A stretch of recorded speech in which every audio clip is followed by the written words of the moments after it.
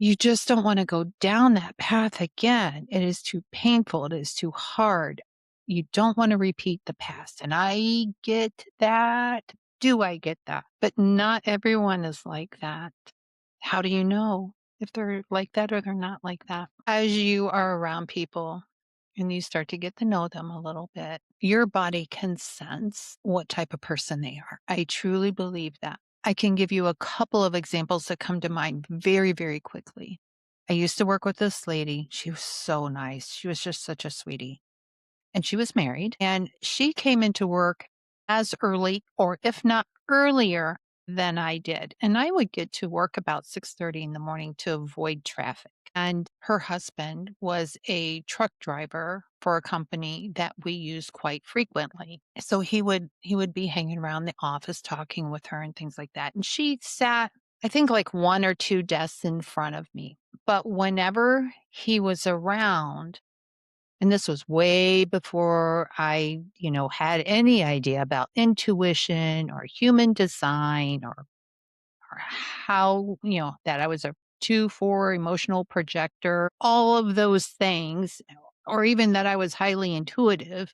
He would come around, and it was usually in the mornings when really no one was there. Like I said, it was her, I, and him. When he was around, I felt so unsafe, so uncomfortable that I had to get up and work in a different area or walk around until he left. And then I would go back to my desk, and then things felt okay. Years later, truly, I was not surprised. I found out he was physically abusive to her. And that's probably the strongest memory I have of meeting someone and saying, I can't be around you. I cannot be around you." And there was another time where I was dating this guy, and every part of my body said, "No, not him." I didn't listen. While he was not physically abusive, there was some emotional abuse going on until I could step back, I guess you could say, and see that and realize what was going on. And that took me a while because I'd already been through physical abuse. I'd already been through an abortion.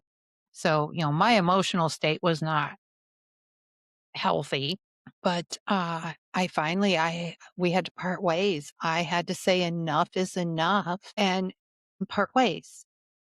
And I remember telling him, I cannot handle the negativity that was, and I'm not crazy about this word, but it fits this particular situation. I could not handle the negativity spewing out of his mouth constantly. It was having such an effect on me to the point where I found myself starting to do that and getting down on my kids. And the way he would try and get down on my kids. And it's like, no, no, no, no.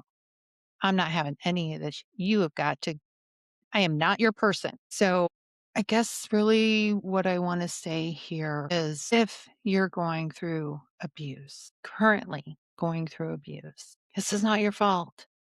And I hope that you see that. And I hope that you can say enough is enough and seek safety for you and your children, whatever that might be for you. Please, if you need support, ask your family, ask a friend, ask someone, please, and let them know what's going on.